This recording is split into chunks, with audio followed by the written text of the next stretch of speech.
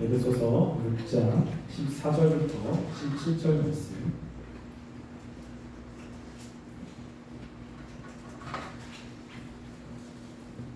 한 절씩 교독하겠습니다.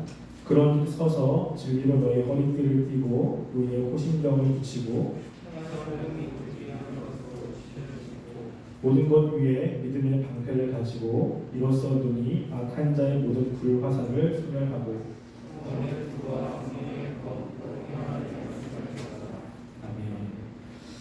우리가 지금 살펴보고 있는 것은 우리가 하나님의 백성으로서 살아가기 위해서는 이 마귀와의 영적 전투에서 승리를 해야 됩니다.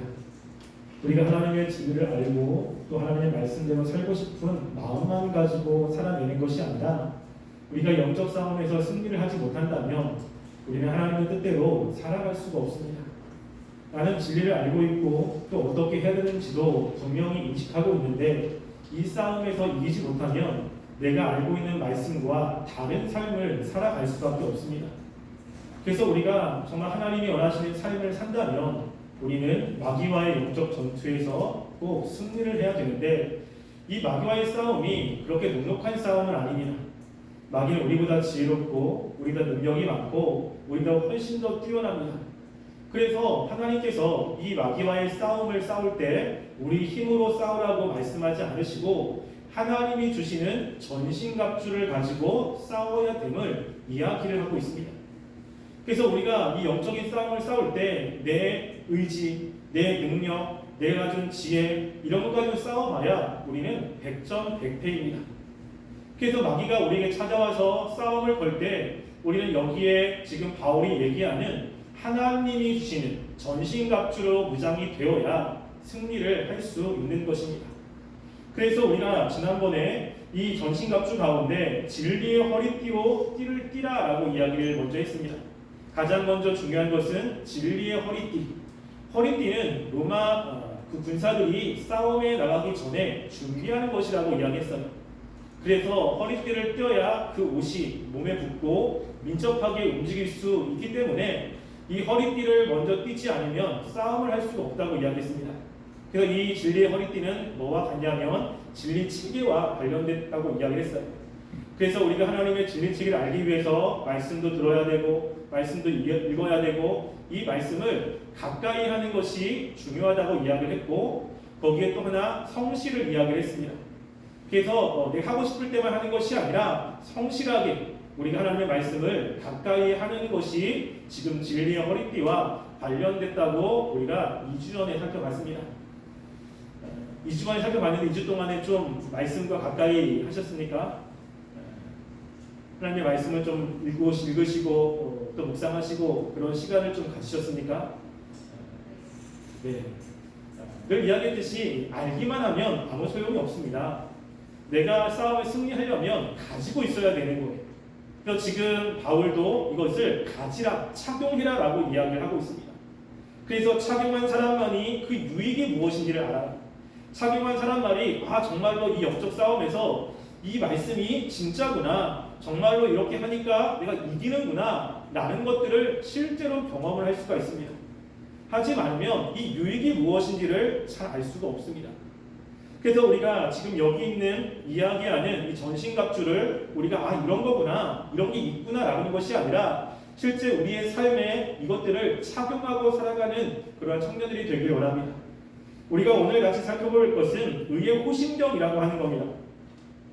호심경이라는 것은 그 원어적으로는 도리카라고 하는 건데요.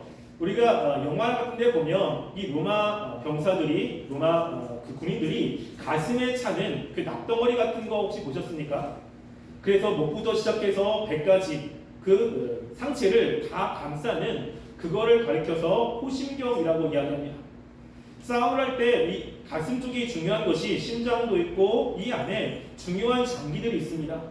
그 팔 이게 조금 다치고 그러면 싸울 수 있지만 중요한 장기가 다치면 싸울 수가 없습니다.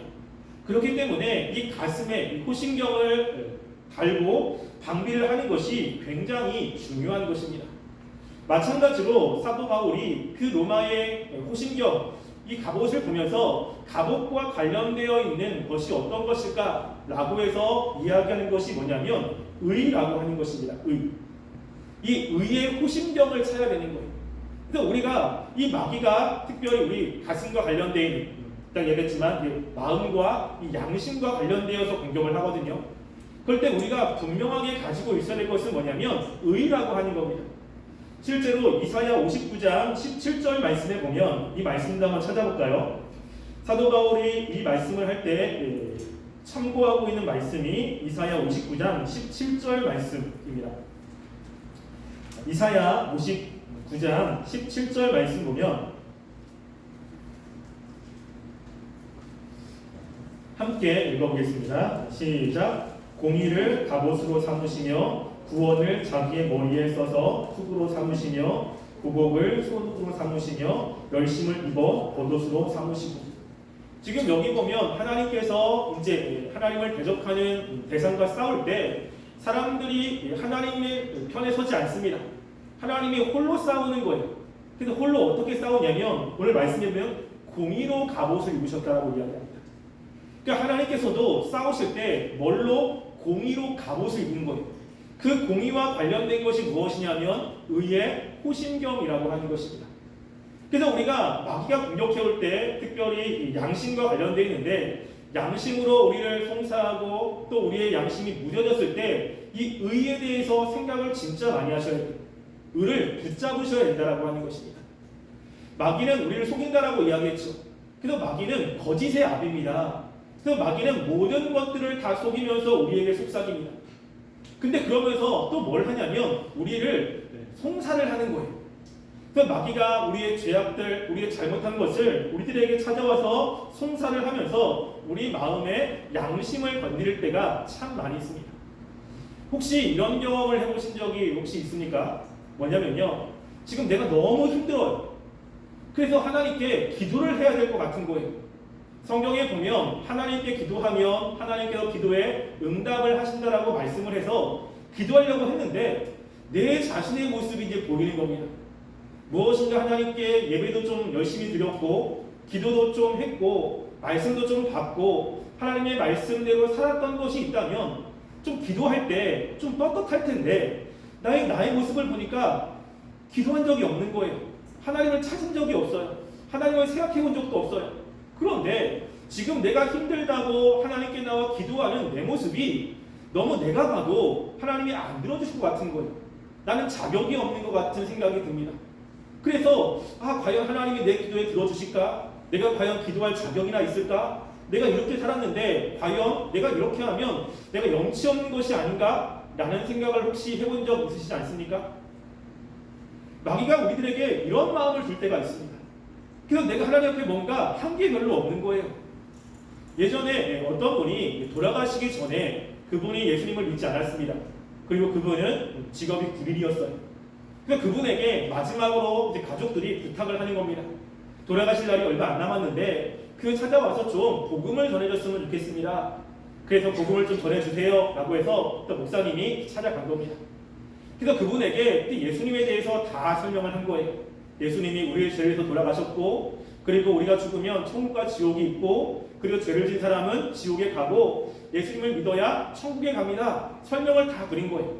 그분이 다 듣더니 알겠습니다. 이해했습니다. 마지막으로 그러면 예수님을 믿으시겠습니까? 라고 질문을 한 겁니다. 근데 그분이 뭐라고 하냐면 목사님 저는 군인입니다.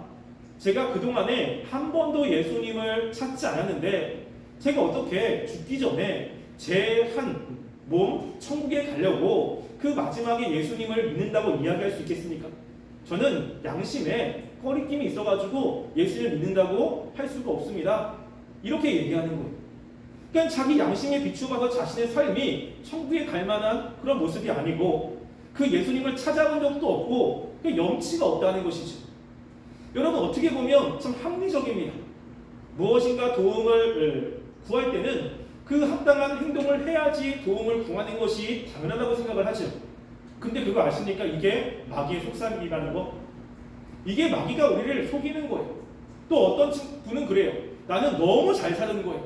내가 봤을 때 정말로 예배도 잘 드렸고 또 기도도 진짜 열심히 했고 하나님 말씀대로 살려고 애를 썼고 그리고 나는 하나님 보시기에 너무 떳떳한 거죠. 그리고 나는 진짜 잘 사는 거예요. 그래서 하나님께 나올 때 하나님 이 정도면 되지 않습니까? 혹시 이러한 생각을 가지시고 계십니까? 여러분 그것도 마귀의 소견인 거 아십니까? 내가 이 정도면 됐다라고 하는 그 정도는 하나님이 보실 때는요 죄악으로 충만해져 있어요. 내가 생각한 수준이지 하나님이 우리에게 요청하는 수준은 미치지 못하고 있는 것입니다. 근데 내가 스스로 내가 생각할 때 내 모습이 그냥 그 정도로 괜찮은 거예요. 그러면 그것을 하나님께 가지고 나서 하나님 이 정도는 괜찮습니다. 이 정도는 뭐 그래도 떳떳하지 않습니까? 라는 판단을 내가 하고 있는 것입니다. 그러면서 굉장히 교만한 사람들이 있어요. 그래서 무엇인가 자기 스스로 교만한 사람들은 남들을 판단하게 되고요. 그리고 무엇인가 내가 어떻게 하나님 앞에 제대로 서지 못했다는 사람들은 하나님께 나오는 것에 대해서 굉장히 좀 양심의 가책을 느끼는 경우가 있습니다. 그럼 이것이 바로 뭐와 관련되어 있냐면 여기서 얘기하는 의의 호심금과 관련되어 있어요. 우리가 하나님께 나아갈 때 이거를 잘 생각하셔야 돼요.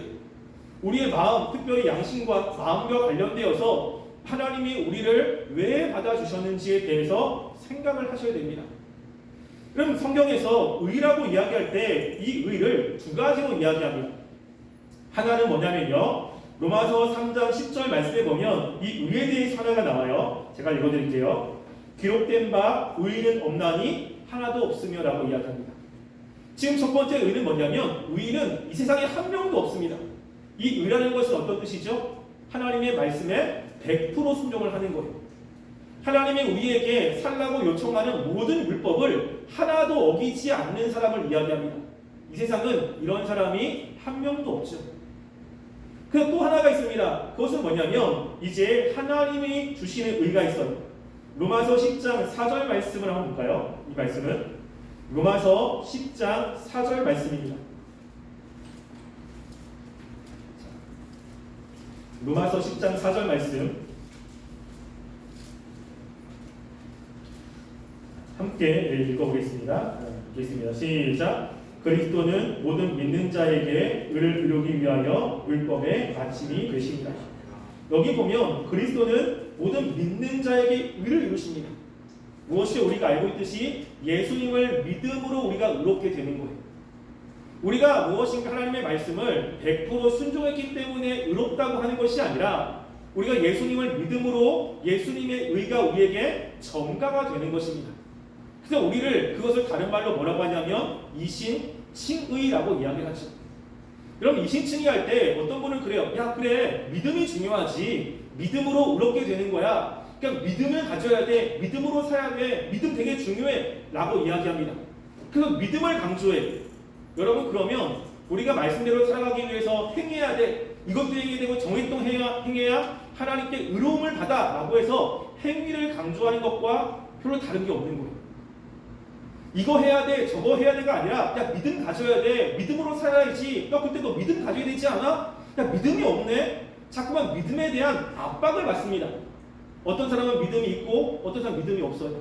그러면 믿음이 있는 사람들은 야 난 믿음이 있어. 너 왜 믿음이 없니? 그 믿음이 무엇으로 바뀌고 있습니까? 단어만 바뀌지 행위로 바뀌고 있는 거예요. 여러분 이신칭이라고 했을 때 이 이신은요 어떤 의미냐면 행위와 반대되는 계명에서 이신이에요. 그것을 종칼빈은 뭐라고 정의하냐면 이 신은 행함을 배제한다라고 하는 뜻입니다. 내가 하는 모든 행위를 배제한 상태로 하나님이 주시는 의로움을 갖는 것이 이신칭이라고 하는 거예요. 근데 자꾸만 뭘 생각하냐면 난 이거 했어, 난 저거 했어, 넌 왜 안 해? 너 왜 이것도 안 하니? 자꾸만 우리는 뭘 이야기하냐면 행위를 이야기하는 경우가 있습니다. 지금 성경에서 얘기하는 이 복음적 의는 그런 것이 아닙니다. 모든 행위를 배제하는 거예요. 오로지 예수 그리스도의 십자가, 예수 그리스도의 공로로 인해서 우리가 의롭게 된 상태를 이야기하는 것입니다. 마귀가 우리들한테 그래요. 야 너가 그렇게 하나님 말씀대로 살지 못했는데 네가 어떻게 하나님 앞에 설 수 있어? 네가 어떻게 하나님의 자녀라고 얘기할 수 있어? 네가 어떻게 하나님께 구원받을 수 있어? 라고 이야기합니다. 네가 무엇을 행해야 되지 않아? 라고 했을 때는 행함을 강조하고 있는 거예요.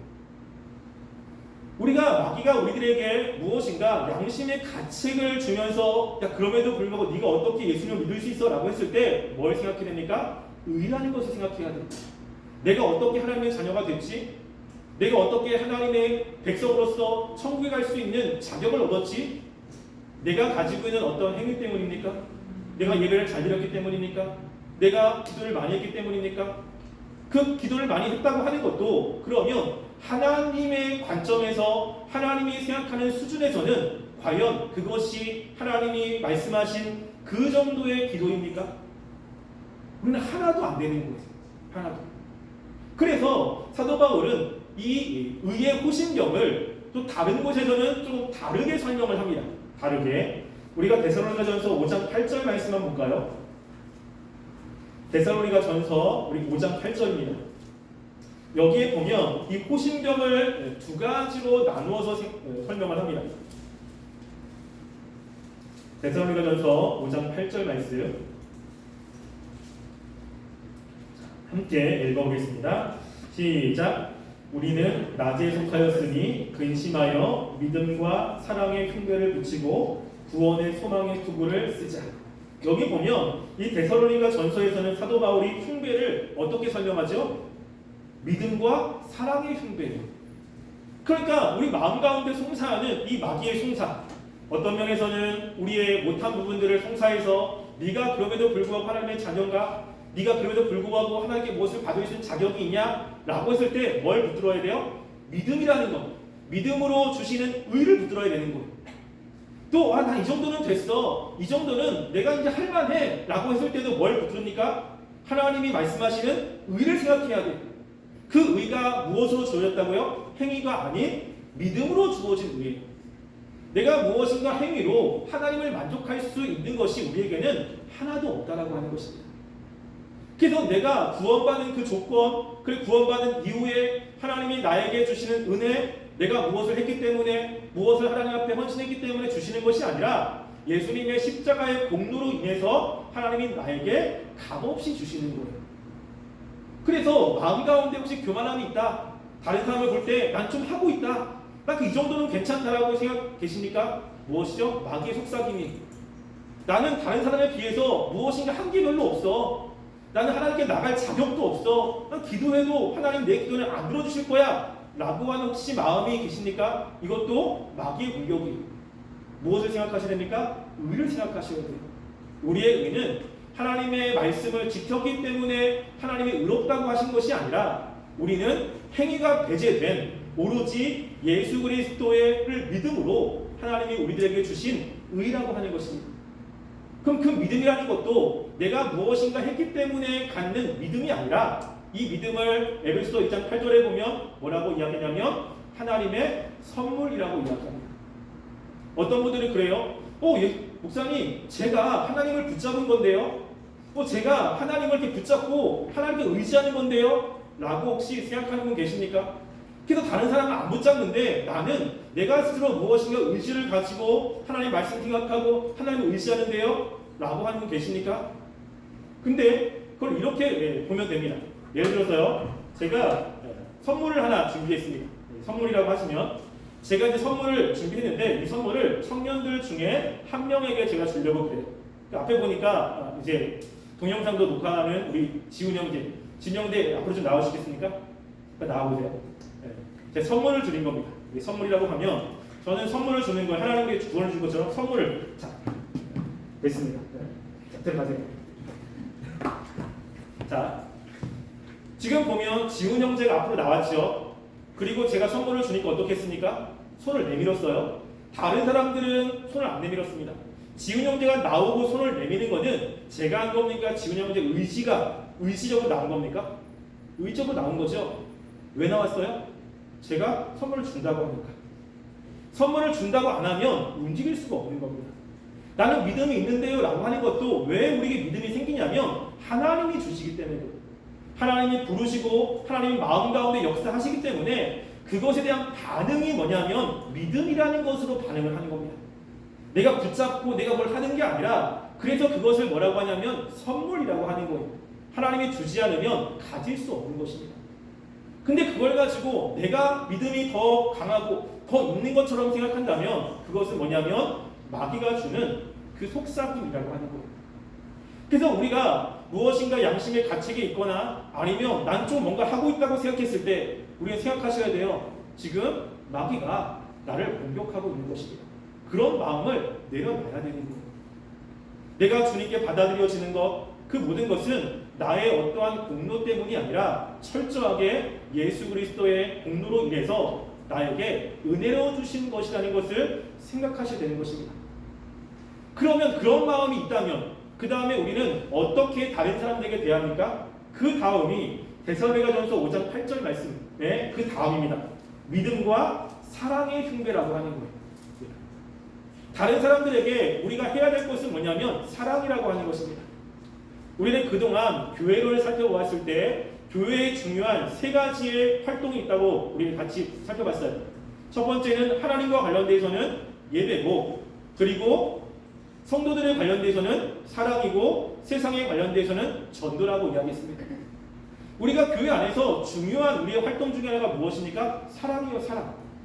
하나님이 나를 내 행위 때문에 나를 받으신 것이 아니라 하나님의 은혜로 나를 받아주시고 은혜로 나에게 은혜를 주셨기 때문에 내가 다른 사람들에게 해야 될 것은 내가 받은 은혜를 나누어 주는 겁니다.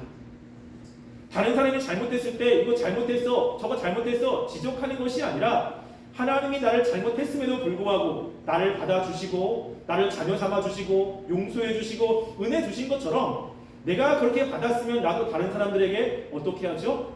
그렇게 사랑을 베푸는 거예요. 사랑을. 그래서 우리가 마태복음 말씀 한번 찾아볼까요? 우리 마태복음에 보면 자, 마태복음 7장 1절 말씀 보겠습니다. 마태복음은 신자들이 어떻게 살아야 될지에 관해서 이제 말씀을 하고 있는데 그 앞에 율법을 쭉 이제 이야기하고 그러다가 7장 1절 말씀을 보면 이렇게 이야기합니다. 함께 읽어보겠습니다. 시작. 비판을 받지 않으려거든 비판하지 말라. 우리가 다른 사람에게 비판하지 말라는 거예요. 비판을 받고 싶은 사람은 아무도 없죠. 그러면 비판하지 말라는 겁니다. 2절 보시면 너희가 비판하는 그 비판으로 너희가 비판을 받을 것이고 너희가 헤아리는 그 헤아림으로 너희가 헤아림을 받을 것이다. 내가 다른 사람에게 비판받고 싶은 사람은 아무도 없을 것입니다. 그럼 우리는 다른 사람에게 어떻게 해야 돼요? 비판하면 안 되는 거예요. 다른 사람에게 사랑을 베풀어야 됩니다. 하나님이 나를 사랑하시고 나를 받아주신 것처럼 나도 옆에 있는 사람들, 그 사람들에게 사랑으로 행하게 되는 거예요. 다른 사람들을 비판하는 이유가 무엇입니까?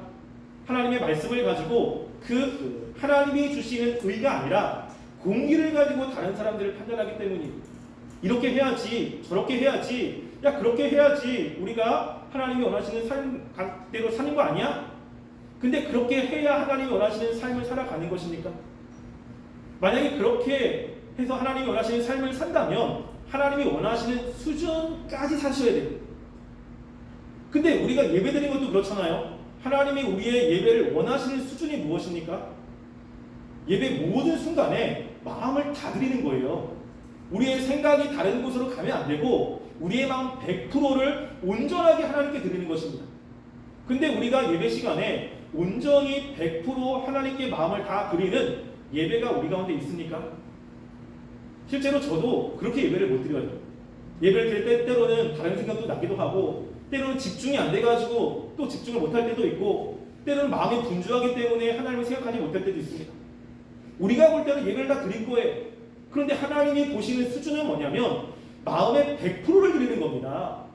만약에 예배를 잘 드려야지, 말씀을 잘 읽어야지 하나님이 말씀대로 살아가는 거 아니야? 라고 했을 때는 그러면 하나님이 원하시는 수준까지 살아야 되잖아요. 우리 못 산다고요.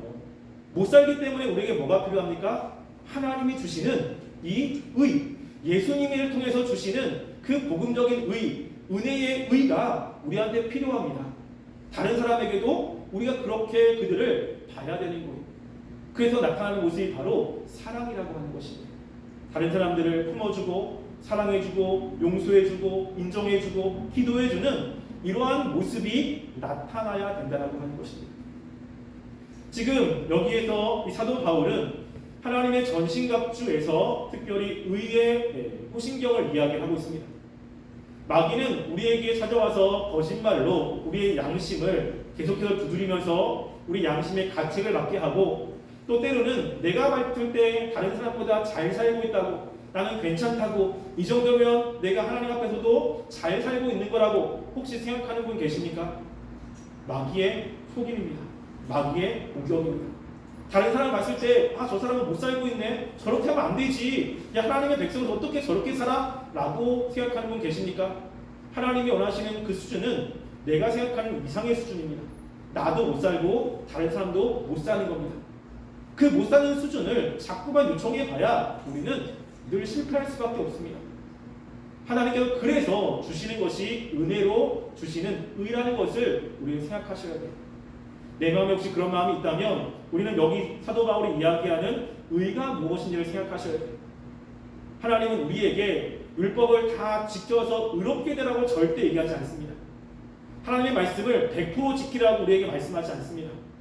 하나님은 우리에게 뭐라고 하냐면 행위를 배제하고 철저하게 예수님을 의지함으로 그 예수님의 의가 우리에게 전가된 것을 이야기를 하고 있는 것이지, 우리가 말씀대로 100% 사는 것을 이야기하고 있지 않다는 것을 생각하시고, 우리가 혹시 마음 가운데 마귀가 주는 이 교만함, 그리고 열등의식, 마음의 어떠한 가책, 이런 것이 있다면 그때 이 의가 무엇인지를 깊이 묵상하시고 그것을 붙잡으며 그 마귀의 공격을 이겨나가는 우리 청년부가 되시기를 간절히 소원합니다.